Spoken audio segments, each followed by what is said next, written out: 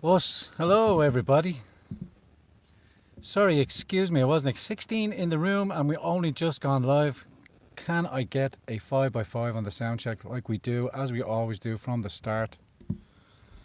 Let me just stick on the live chat.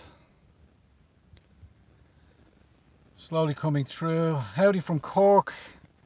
What up, GT from the Gallic Think Tank? Go on, GT from Camp Dub. 5x5 from Emmanuel Godson. How are you, GT from Jenny McGuire? Sorry, I missed the second name. 5x5 from Alan Burke. Hi from Luke and Martin Daly. Tranny Creature says super knee cars. 5x5 for the big man, a bit wishy-washy. Good to see you, brother. What's up? 5x5 from Leash. Hi from Kilkenny. How are to you, Katie Cupcake, and how are to you, Adam Boland? We up the flats, absolutely. No really concise show today, as it is a show. I'm travelling down south. Dusty and the Pistols Pie from Qatar. Good to see you, Eamon Lynch, Derek Cooney, Martin Dominic, PC O'Brien, firstborn son of O'Dalech. Shout out to the ground. Big Warren Chambers in the house. 5x5 from Galway from Paul Hayes. Brilliant. So I have the microphone just here, a bit wishy-washy. Thank you, brother. Appreciate the super chat. And a big thank you to you, PS76. And great to see Martin McDermott from Rooski. How are you doing, brothers? 129 straight in off the bat. I missed that. And Valerie Collins is tuning in from the United States of America. Yeah, Sinn Féin vote taking the protest vote. Fair play to you. 5x5. I wanted to touch in on a few of those topics as I relate to the plan, which is everything is going according to you. Hey, you, Martin Daly. Good to see you. Thank you for the super chat. Yes, I seen the terror attack in London as well, Mamma Mia. I might touch upon that. Not going to have Drogheda in the house. Drogheda in the house. There was two articles, one relating to Breitbart reporting on the terror attack in London, which I've only just pulled over. I'm heading down south to pick up and touch base with a few candidates based in the southern regions. I may be in the good Republican of Cork. I may be down in Limerick. I may be in Kerry. I haven't decided yet.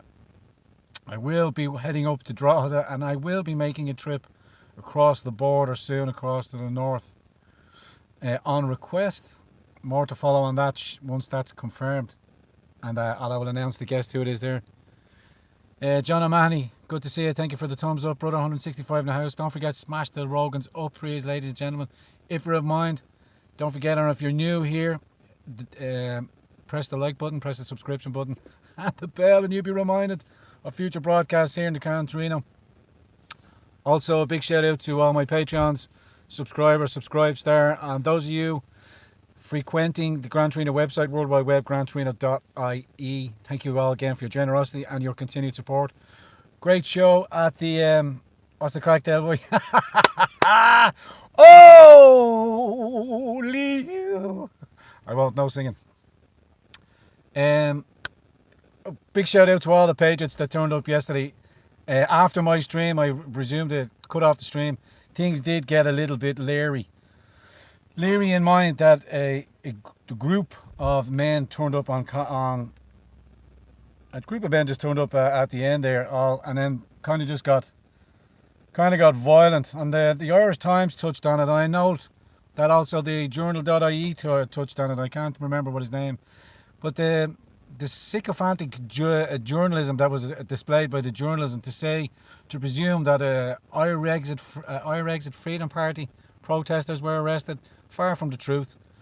I wonder, is that just second-hand journalism without reporting on the truth? I think you'll find that the opposition, whoever they be or whoever they ascribe to be, were the violent agitators to yesterday, while the Patriots went off with a peaceful display.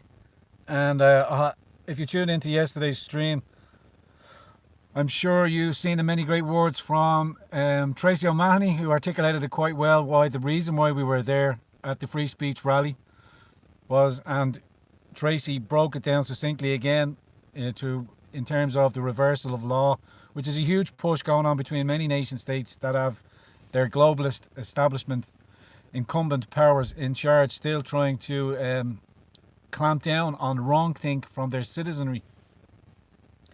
But the Irish Times, and I'm not just going to jump straight into a piece. I kind of wanted to touch on, to allude on to why I'm saying that the title is everything is going according to plan. I mean, most of you are paying attention to the polls, obviously, and it seems that Sinn Féin are gaining in traction as a protest vote. I am presuming that many of the voters are beginning, as friends would say in my circles, that it is the voters are starting to use their almonds. They're starting to think. We've had a shit show from Fine Gael from the last two incumbent parties. I think as way back as from the Wayback Machine, we've had nothing but Fine Gael, Fianna Fáil, or an iteration or some sort of conflagration, composition of those two entities, with the cheerleaders Sinn Féin representing some sort of alternative third point, but they never really were. We could go into the long and skinny and we would draw many such ire and great ire from past Sinn Féin voters to present undecided voters. That the analogy was made to me that hungry dogs will eat, what was it? You will eat, when you are hungry, you will eat dog food. And I lay that into the protesters have woke up. They don't want to vote Fine Gael. We can see from their canvas trail and we can see from their tweets that they're being devoured on the doors. So much so that some are even calling for hate speech for at the doors because the canvas trail is so fraught with danger. I would direct your attention to Gareth O'Callaghan. We've read previous pieces from him on his Facebook page, but type in Gareth O'Callaghan. Those of you in the live chat, if you could, drop a link in there to him. He wrote another great piece, a great mind, another great couple of articles, but also pointing out the reason why people are being steered towards Sinn Féin is it's, oh well, give them a protest vote, is because the nationalist movement is only burgeoning. It's only just sprouted seed. And with such a quick snap election, and with the incumbents, I would say, being vastly aware of the nationalist rise and the national uptake in many common voters who espouse nationalist viewpoints of what they were brought up and led to believe, that the Ireland of Ireland is for the Irish and its children shall never sleep on the streets, as according to the 1919 Constitution, which is what we should go back to, and we can refigure it all out after there. I thought I put it on mute. Yeah, Sinn Féin and all patriots, Sinn Féin equal Marxists. That's from the Facebook. Good luck and God bless from San Francisco. Remember, people, country first, make Ireland grand again, from Colin Riley. Come to Ashburn sometime, GT. I'm fully in the ghetto, absolutely full. I will be up there, Eamon. I'm up there quite frequently. And I made the notes just that, yeah, when you're a hungry dog, you'll eat dog food. And because the people don't want to give Fine Gael and Fianna Fáil or any of the other small leftists, PHP, Green Party, with their advocation, I see determined tick toward, that is Eamon Ryan, getting all the mainstream coverage over here in the Republic of Ireland. Those of you viewing abroad, all the national parties have been excluded from any mainstream coverage. Very, very slight, just a little assuasions too, but no mainstream coverage of stuff, only to assert, as the Irish Times and the Journal had, that it was Irish Exit Freedom members were causing a ruckus yesterday. There was no movement, and I will also stress, it was not a designated Irish Exit Freedom Party movement, nor were there any individual one party member there. There were candidates from all representation of the last nationalist movement, and those there primarily were advocating for free speech and the rejection of the proposed hate speech legislation that the Sir Winston Drew Harris, he of the Constabulary of the United Kingdom, who now somehow got transported into the head of An Garda Síochána. I mean, if that alone doesn't make your head spin to what about or what aboutery, how the flippin' flute and flarting did that happen? But he's the one advocating and setting out the guidelines for An Garda Síochána that are going through. And An Garda Síochána, again, for my viewers abroad, is the Irish Police Service. They are called An Garda Síochána. Even in through their training camps, they're being indoctrinated now, not only with the diversity program, but with the hate speech legislation guidelines, that on the presumption, and I think Tracy mentioned it as well. Hope that's not popping through.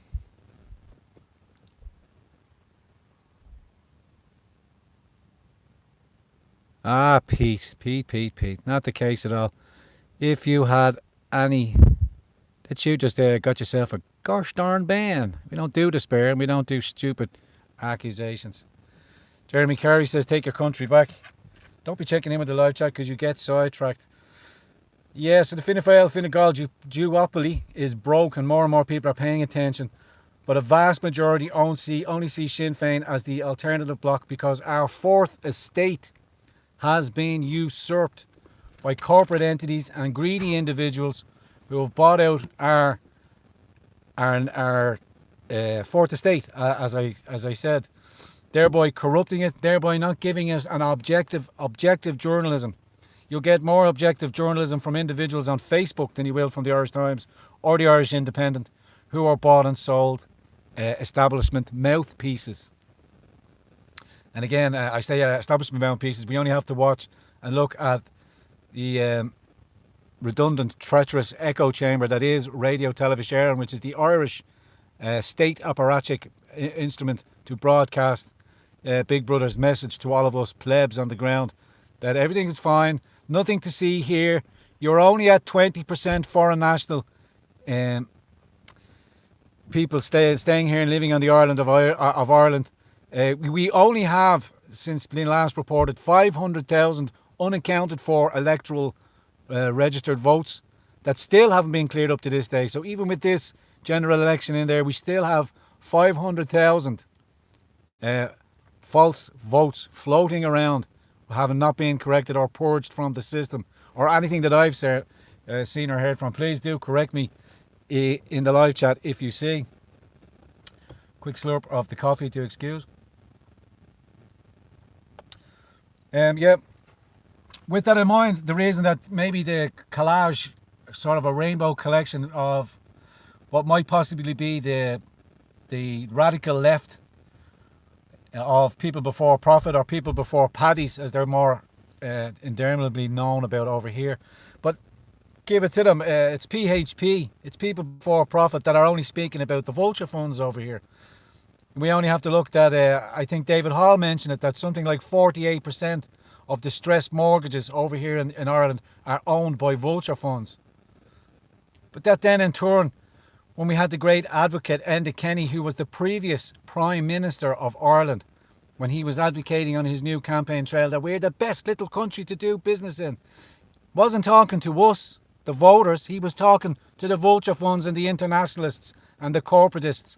Come here. 12.5% is just a graffiti sign. We won't charge you that. Only have to look at Apple.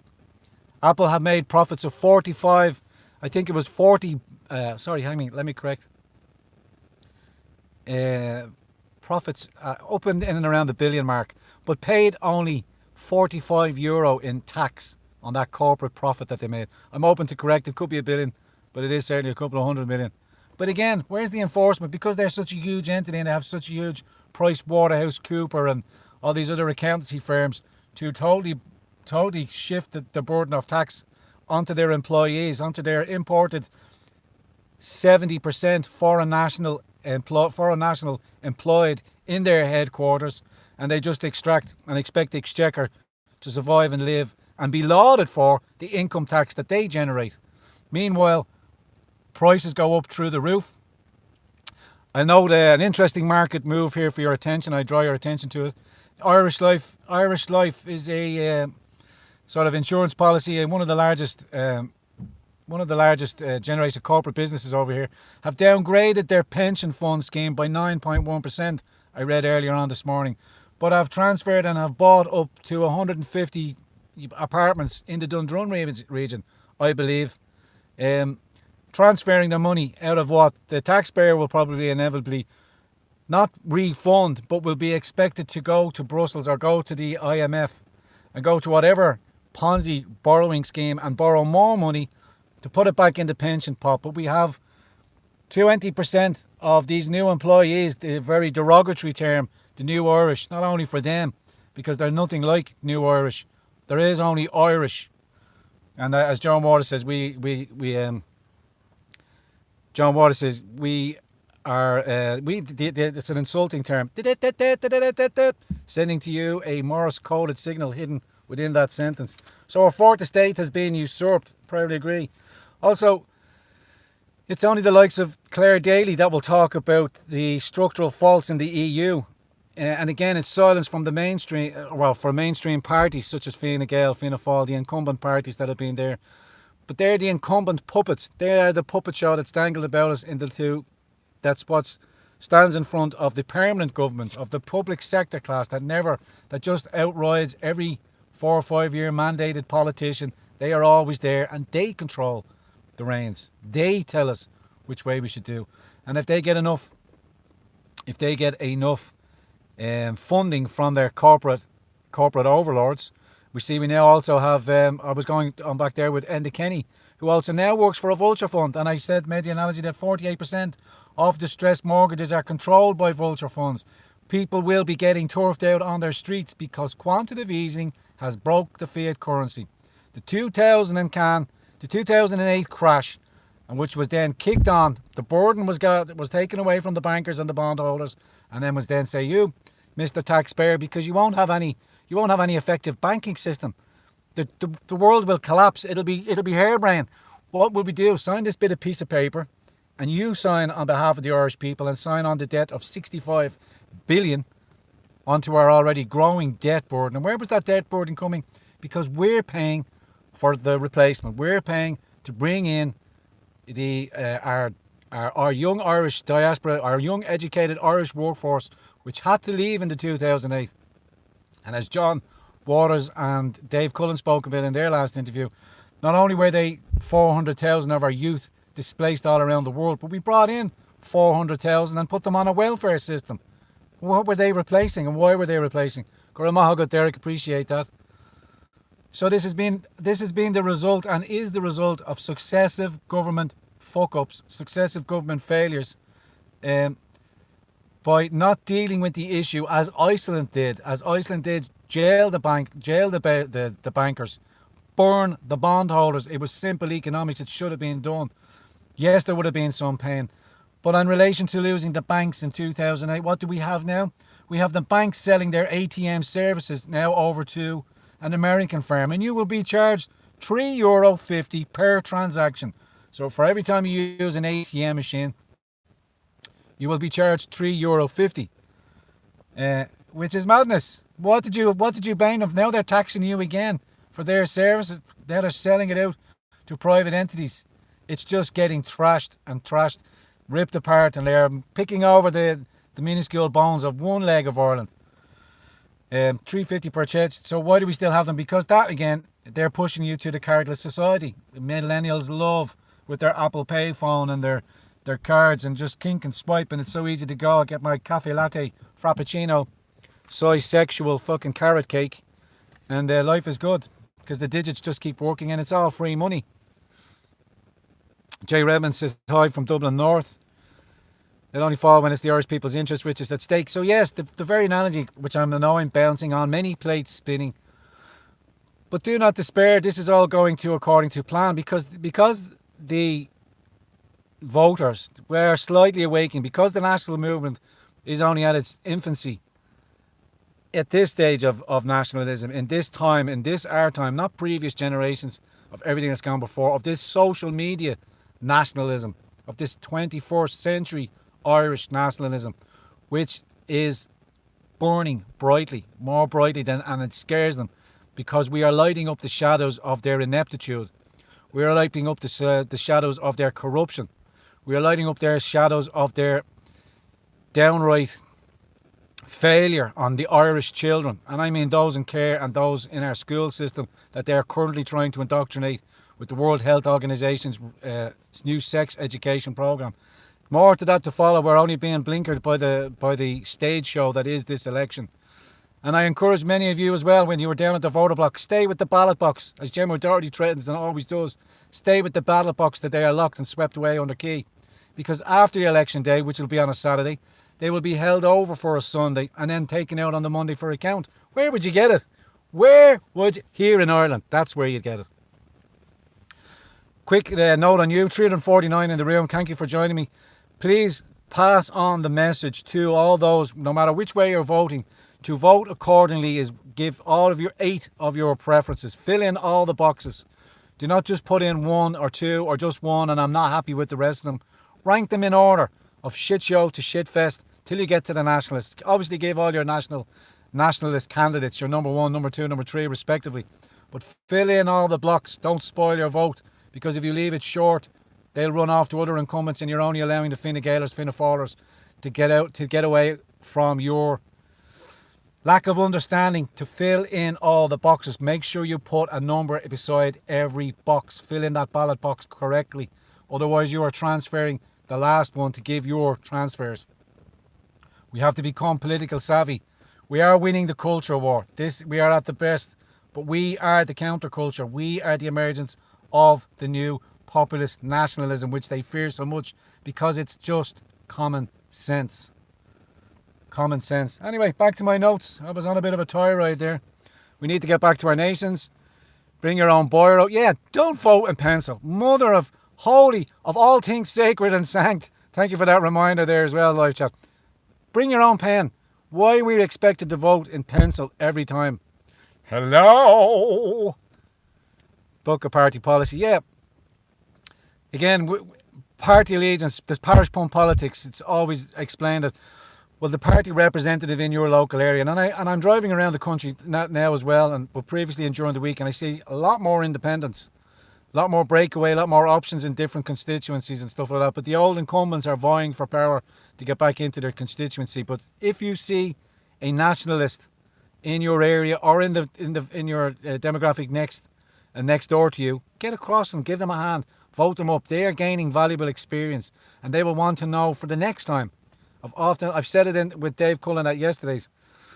No matter how long this term, but it will not go full term, because neither party, like the Fine Gaelers, do not want to be in power now, because they know interest rates have to start going back up. When interest rates start going back up, distressed mortgages will be on the chopping block, and there will be evictions to come. And they are only too happy to take back these properties and lease them out to foreign nationals, 4, 5, 6 or 7 to a bed, or Google HQ techs that can afford the ever spoiling rents over here in Ireland, pushing the indigenous. I was reminded to walk down along the IFSC, down along them docks there, because I remember the old song Rare Old Times. It says that the concrete blocks and buildings that are springing up that once was Dublin town. And as much as he kind of eulogised over that back in the day when all of Dublin was pretty flat land and old brickwork buildings, and we had 2 or 3 towers in Dublin City. Now we are pretty much the same as New York, Copenhagen, Denmark. Isn't it fantastic? We have the same fucking... Stop cursing. We have the same coffee shops. We have the same bistro shops. We have the same restaurants. Isn't it fantastic? But soulless, decaying architecture. Even the facades that they leave us with are just being overwhelmed by these bland glass concrete cages that are springing up along the quay. Many of you speaking to me afterwards and in your own immediate circles, very happy with the free speech event. With that in mind, we will call another one, and we will organise another one after the elections, and everybody will then have their opportunity to come down and express their dissatisfaction with the proposed hate speech legislation. We'll see. Round 3. Let's keep going. I did say that Claire Kelly. Well, meanwhile, and the Kenny, also employed by Vulture Fund, and our own Brian Hayes, who is now a lobbyist for Big Pharma. So he's gone from councillor to TD, got in and around the House of Oireachtas, ingratiated himself with all the political parties, then got elevated to Brussels and the EU, made all his contacts that he went there, then left politics and is now working as a lobbyist for there. Isn't it great? Isn't it a wonderful world? A nationalist government, any nationalist government or any patriotic party government that I'm involved in, You will not have any access to politics for 5 years, pretty much as he's done in the United States. No involvement, no lobbying, no nothing. After you finish your term in politics, you're a blanket ban for entering politics for 7 years. Let's make it 7. That way, discouraging. Go back to the private market. Public service should be get in, do the best job to your ability to serve your constituents, and get the hell out and get back to private, to capitalism, to making up money. Not these long-term politicians, career politicians that never had any experience, like feckin' Enda Kenny. 4 pensions, I remind you. 4 state pensions he is getting. Currently working on his 5th private pension. You know, and they're... Will I read out that text? Oh, I will. Wherefore art thou? You were... Where is that text? Do I have it handy? No, I'm wasting time on that there. Okay, look, I tell you what, 25 minutes, and I've just been warbling on my soapbox again. Yeah, it is going according to plan. So this election and whatever iteration comes out after it, Patriots, remember, they will be our biggest recruitments, because people will see it and they will, Pierce Doherty or whatever, will not be able to slow or manage or hide away what is about to come. The tsunami of Germany's already entering a recession, but what's the name of it? Deutsche Bank. Deutsche Bank is an anchor around its neck, cannot be bailed out anymore. We send our interest payments to Deutsche Bank and then we get our welfare payments from Deutsche Bank. When Deutsche Bank collapses and we are no longer able to fulfill our welfare needs, that's when things are going to start getting very happy. When people start getting hit in the pocket really badly. Because I heard a lovely term this morning. It's called what is it called? Selective disattention. It was used in quite another way, but primarily to give it a bit wishy-washy. Selective disassociation is if you know somebody had their fly open, you would purposely ignore it. You know, it's just one of those things and carry on, even though it could be shocking and stuff like that. But it works pretty much away in what the Irish voter is doing here now. Selective disassociation. I know the house is burning. I know there's something remarkably wrong, but out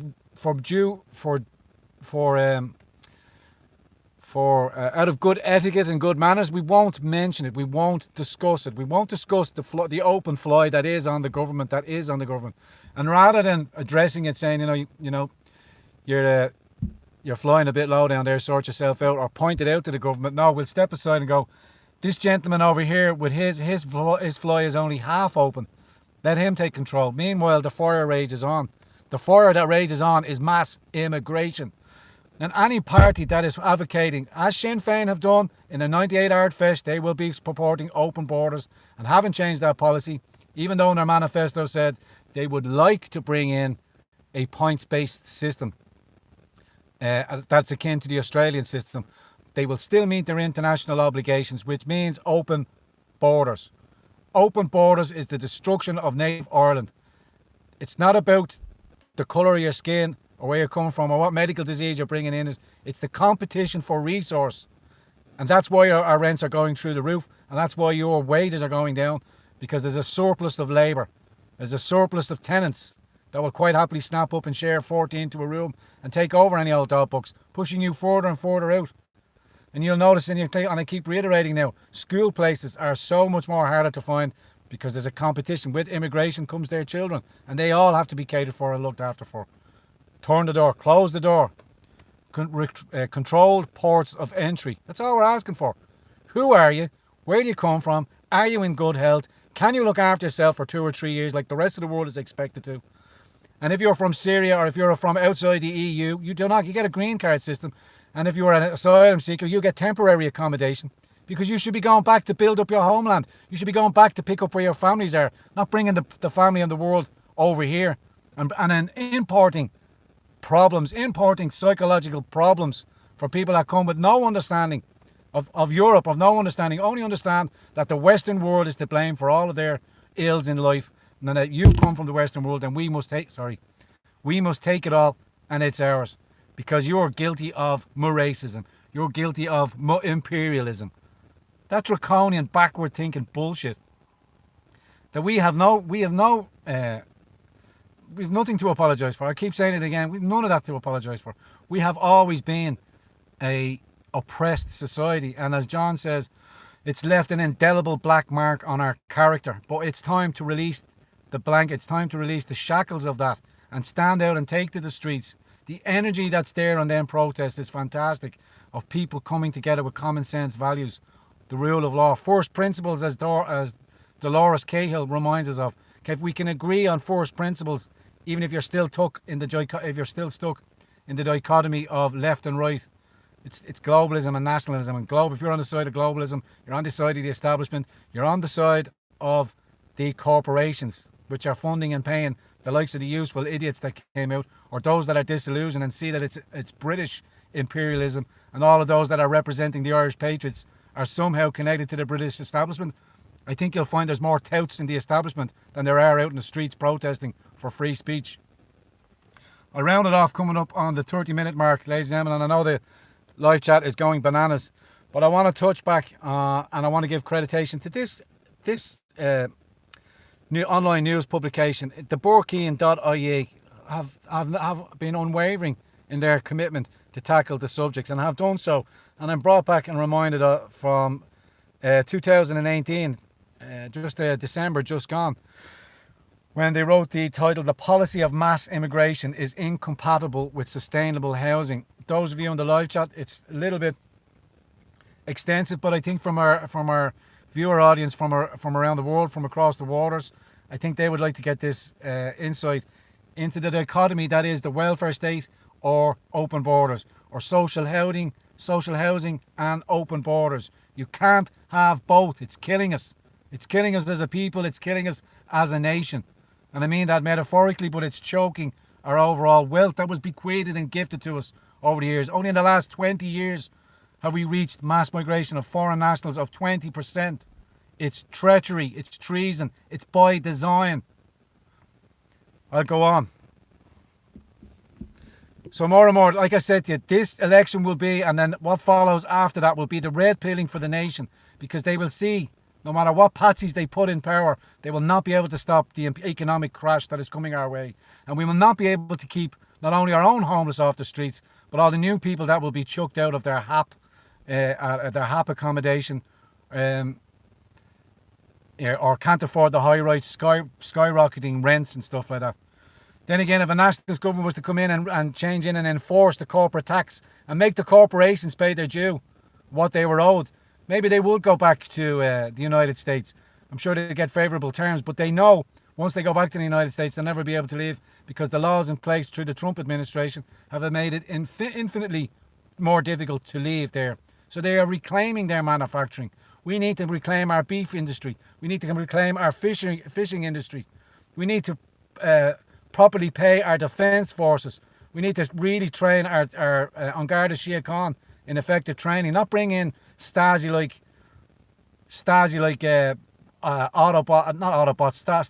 uniformed policemen with shields and batons, because when they all wear the same thing, there'll be Spanish police, or there'll be PESCO soldiers, our Irish soldiers, defence soldiers will be patrolling the streets of France, beating on the French people, and you'll get the Bulgarians, Greeks, or the German police over here in Ireland, moderating and controlling protests that will be illegal, criminalised. You are not allowed to vote dissent, because we've signed up to our international obligations of the Migration Pact.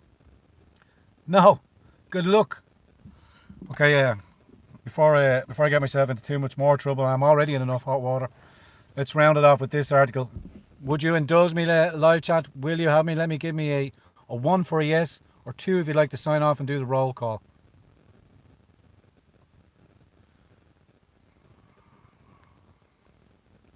We have a 1 from Janie's A, 1 from the Brown Cells, the Tomb Sugar Factory. Thumbs up. And we're getting a rake of 1s. Happy day, a bit wishy-washy, all the 1s. Okay, I'll get through this. Thank you, live chat. Thank you for that majority vote. And just as I get to go in, we continue. The policy of mass immigration is incompatible with the sustainable housing. The most well-known political issue in Ireland today is the housing crisis. A crisis of an overcrowded rental market and property market with record-breaking rip-off prices a crisis exacerbated by the continued expansion of luxury tourist accommodation, as opposed to standard living accommodation, and a crisis that has resulted in a figure of over 100,000 homeless people throughout the Republic of Ireland. For a country with a birth rate just below replacement level, one might naively think that housing here should actually be getting cheaper, not dearer. This is because, in theory, houses passed on by larger, older generation to a smaller, younger one should naturally create supply in the market. Yet our housing crisis reflects an exactly opposite state of affairs, this of minuscule supply and massive prices. And for some reason, the liberal ideologues in our mainstream cannot or will not explain why this is the case. Your general, and we should have that league table for economists, David McWilliams, Ronan Lyons, all those useful idiots that just tell us, we're the professional classes, we'll tell you how this is operating. You haven't been right fucking once. You have predicted nothing except misery and obfuscated what was the true intent was to lumber the taxpayers of Europe with your ineptitude in the financial market, and now have flushed everything down off that edifice with quantitative easing. It's choked, and now there's going to be a global reset. And because none of the mainstreams or our economists will talk about it, goes the weasel pretty soon, and all of us will hurt. The issue of housing recently raised its head again in Dáil Éireann. The Social Democrats raised a motion of no comments last Tuesday against Housing Minister Owen Murphy. The motion was narrowly defeated by just 3 votes. When the motion failed, Minister of Justice Charlie Flanagan extended his hand to congratulate Minister Murphy, yet Minister Murphy refused to shake it. Why? Could it have something to do with Minister Flanagan's policy of mass immigration into Ireland? Or was it handing over our newly refurbishment apartments to Georgian and Albanian asylum spoofers, fleeing from peaceful countries? Still going on. Or was it his department's admission that the 16 Kurds recently discovered in a freight container are free to move around as they wish, have since gone missing? Or is it that he allows failed asylum seekers to have free accommodation, free legal appeals, and by not free, they're not free, it's free to them, it's gone to 80,000 per appeal. 16 migrants, €100 each, and then you can have up to 2, 3, 4 repeals. 40 to 80,000 per asylum claimant. You're paying for that, we're paying for that. Every taxpayer is paying for that and some. That's not free. What Minister Murphy's gripe is with Minister Flanagan, we must realise that is that government's policy of mass migration, which is the root cause of the housing crisis. The policy of mass migration is not something the Irish people have ever openly discussed or asked for. Yet we have it in place nonetheless. Few people realise that Ireland now has... This thing keeps doing it, sorry. Few people realise that Ireland now has one of the lowest native-born populations in the EU, and that the Irish themselves may very well become a minority in their own country as soon as 2050. The fact that this is not publicly acceptable to be concerned about these figures is itself cause for concern. Logically, the people coming here will need somewhere to live, and the basic economic theory implies that a mass increase in the demand for accommodation with only a minor increase in supply translates into a major increase in prices. This can only be to the financial delight of Irish landlords, bankers and vulture funds, but to the lasting detriment of Irish people in general. As evidenced in the 2017 primetime documentary, many non-nationals in Ireland are quite willing to work and live in packed tenement squats. These squats are often normal houses that have been converted by cowboy landlords to host up to 30 people, cramming 6 into each available room. Many migrants live in such situations because they know Ireland has a soft touch when it comes to immigration, and that after 5 years they can gain Irish citizenship and move into greener EU pastures such as the UK and Germany. Obviously with Brexit that's on the way out. I will have a report, and I'm just waiting for the right time to reveal it. I do have an insider on the border management unit, and he will talk about the shit show that's going on not only between the north and south border, but of the expected influx into Ireland, where I believe Immigration Patrol up in Dublin Airport have a standby of coaches on standby because of the mass movement that they are expecting, and they're going to pinpoint them because they're all going to claim asylum seeker status when they jump off at the airport. And they say there's a shitload coming from England or it already has happened. But we will be paying attention to it, and we will bring you live reports should we track it down. In other words, Ireland exports many of the newly passportised Irish once they have learnt their basic English, EAL. Remember I stated that to you in the Roscommon principal school teacher that she was struggling with the demand of kids because as EALs, English as their second language, we are struggling for resources to bring them up to competency level in English. Don't mind teaching them Irish, don't mind teaching them maths, and don't mind teaching them Irish history. The proliferation of tenement squats and generally overcrowding of the housing market means that young Irish people are now forced to stay in their family home for many additional years. Often in a manner of delayed infancy, some Irish might pinch their nose and live independently in squalid conditions, or else pay exorbitant rents and only ever dream of owning a house. Worse still, many just become homeless and have to sleep rough. The housing problem is exacerbated by the fact that local housing authorities lack the political will. See when we have the political will, see when you, the voter, get behind us, the nationalists, and give us the political will, we can close the borders as they did with the Georgian and the Albanians. We can resolve the housing crisis because we can stop and stem the flow of demand, which is mass immigration. This is ostensibly because they do not wish to cause further homelessness. A quick internet search on this matter is very revealing, with one headline reading, 3/4 of rental properties in Cork are failing to meet minimum standards.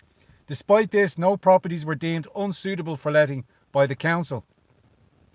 Clearly, a complete top-down review is needed on the whole issue of housing and immigration, from the national level right down to the local level. However, it seems that Irish people are still nothing but complacent when it comes to politics, and so the situation will have to somehow get worse before it has hope of getting better. This goes back to my selective disattention. We're just ignoring it. We politely just went, we don't recognise it. But that's the elephant in the room, and none of our leaders' debates are giving us any clarification or touching back on any of that. It's a nonsense. It's a shit show because they're too afraid to touch it, because they won't go against their EU masters, because those in power want to get their seats on the UN Council or what they think will be a functioning EU Brussels Parliament. But that shit show is on the way out too, or it's up for huge reform when we get more nationalist governments in. When Salvini comes back to power, I know I keep resting and lowering to him, but I do have a personal connection there.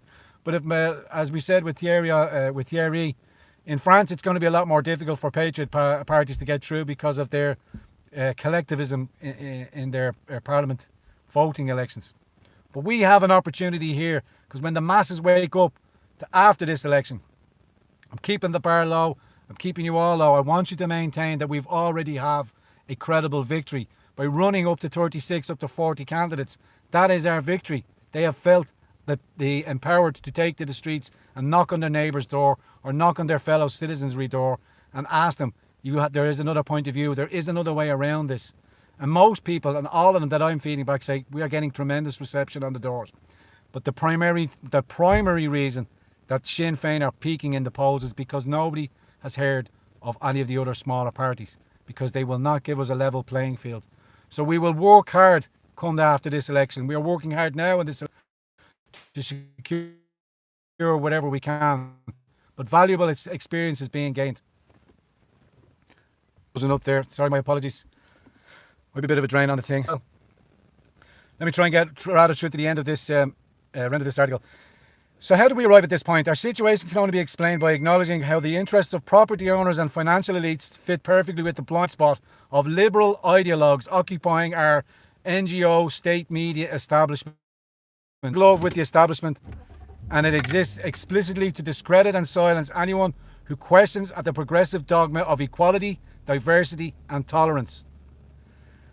And implicitly exists to serve the liberal axioms of free markets, open borders and capitalist expansion. Rather unwittingly, progressive liberals serve the will of big cap Irish shores.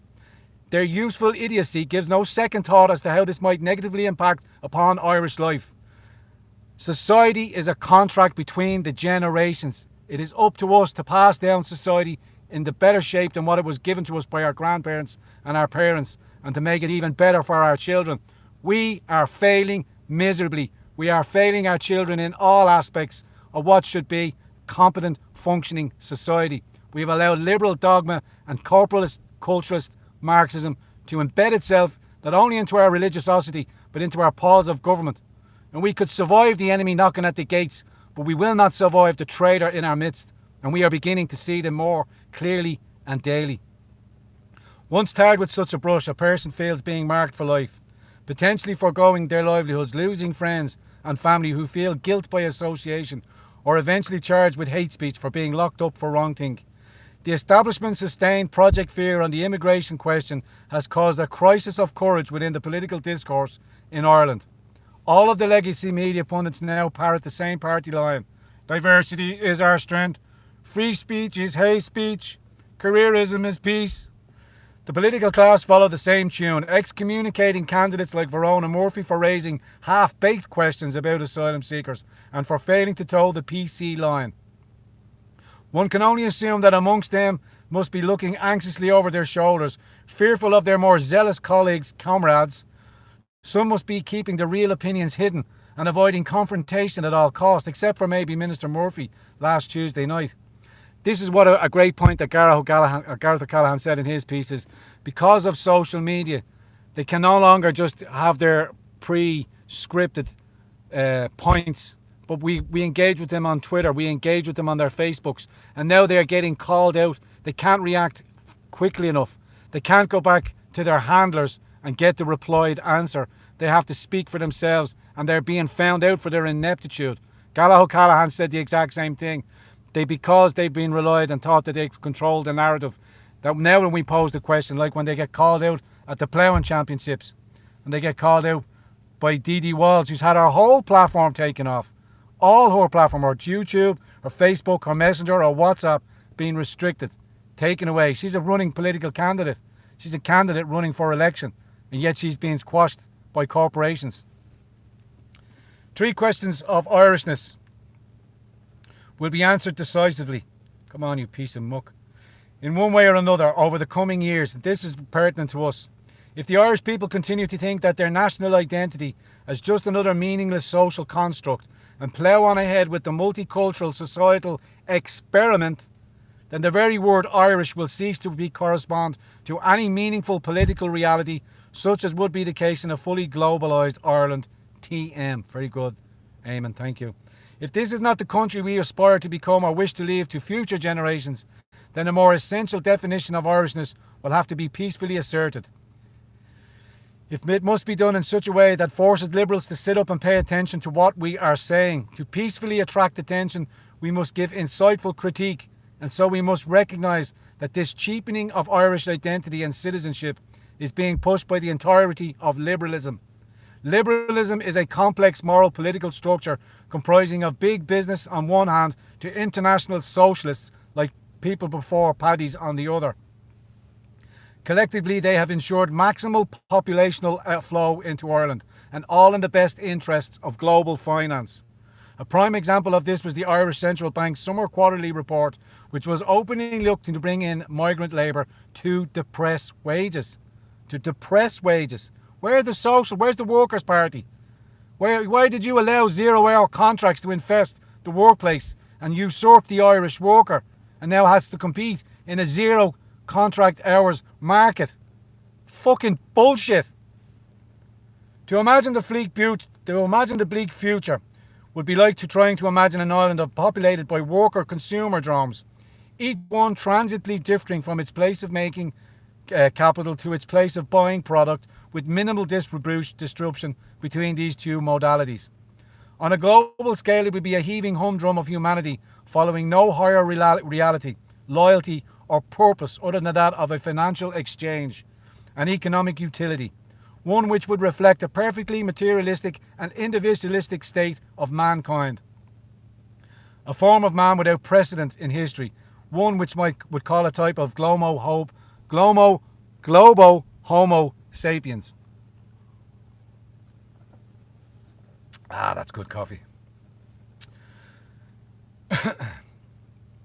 And so, if that is a fate with which we should seek to avoid having here in Ireland, then the only people who will safeguard the continued welfare of the Irish are the Irish themselves. We are the cavalry. Nobody is coming. No Salvini, no Trump-esque. We are here. What we have is what we have. And we are the cavalry to come and save ourselves. And we are more than capable and competent. As Irish nationalists, as Irish patriots, as Irish citizens, we have more than enough of our own people to run this and effectively manage this nation correctly and leave this society in far better hands than the shit show and trajectory that it's heading in now. I'll wind up and come. We're coming up to the last few paragraphs, and then we'll sign off with a roll call. 374 in the room. Thank you for joining me. The state should serve its national obligation to house its own homeless first, before serving its international obligations to accommodate strangers. It should be defending its own financial independence and not be burdening its descendants into the hundreds of billions of worth of banking debt. If we do not begin to collectively point out these absurdities and refute the illogic of underlying the liberal world order, then the totality of Irish life as we know it will be picked apart and sold piecemeal to international investors.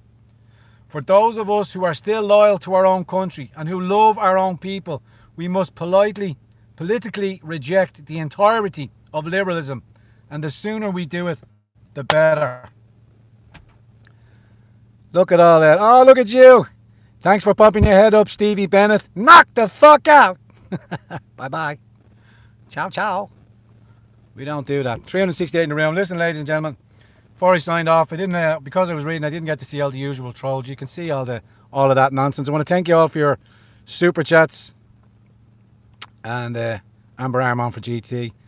Okay, before we sign off, you've heard me waffling on here, my soapbox here.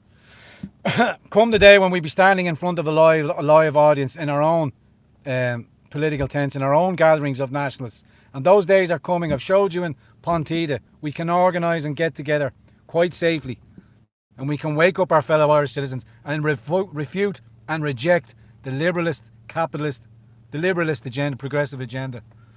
Capitalism, we still work. Okay, sign off. Where you are, ladies and gentlemen, I have to hit the road. I have to get back and get to my destination before it gets too dark. And I will say a hey, Heidi ho, and a cheery goodbye to you as the roll call comes in. 2020 from Marty Murphy, Maryland, USA. Northside, Dublin, 21. Get in there, Siobhan. Longford, the UN is going down. Texas, remember to pray. Fine Gael, Press Office, Cork, Patriotland. Excuse me. Liberalism of Monaghan. Finglas in the house. Donegal. Calvin from Maud gone. Tipperary, Kerry, Yorkshire, PA here. Sligo 43. Ballymoney, Northern Ireland. Side to go. Good to see you, Stephen O'Kane. Arkansas, USA. I'm beside the Great Bar. Viva Las Vegas, Toronto, Cork City in the house. UN troops in the USA, please. Sassy Firds. Chelmsford and Essex. Vote the National Party from Finbar Lions.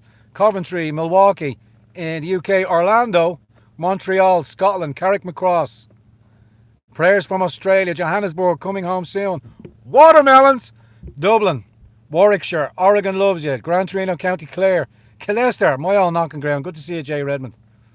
The UN and U0. Lucan again. Grand Torino Sup, brother. Been a while. Sup. New Jersey, USC. Bye, Steve. Yeah, Stevie's gone. Cheerio, goodbye to ta. You muppet. Leash, Cheshire. GT Power. Okay, ladies and gentlemen, we are rolling up to 53. Holy Jerusalem. It just flies past. And by Holy Jerusalem, yeah. I said that. Brexit, Central Essex. Well done to the English Patriots, the United Kingdom Patriots on Brexit, and the celebrations were respectfully done. Hopefully now you can put the Remainers to one side and just get on with business as usual and bring back the United Kingdom to a decent standard for all its people inside. Us from Fair Air. No Sharia in Kilkenny from Alan Curran. A nationalist government will restrict the flow of Islam into Ireland. You heard it here first. Okay, ladies and gentlemen, I'm going to sign off here now. I'm going to say goodbye, cheerio, goodbye to Ta. Thank you for, who was that? Emmanuel Godson. Don't forget, Emmanuel Godson is currently doing a tour. Patriots, if he contacts you, I did pass your details on to Dave. I will pass on. Emmanuel Godson is one of the eminent portrait painters and a painter in his own right of unique skill. I've seen many of his displays and they are fantastic. And if you look through it, they are such a storyline in each and every one of them. Okay, ladies and gentlemen, I'm going to sign off. Thank you very much for joining me on this episode of the Gran Torino Please, as you do, don't forget, press the like button, press the subscription button, and the Gran Torino, and we'll see you again on the next episode of the Gran Torino.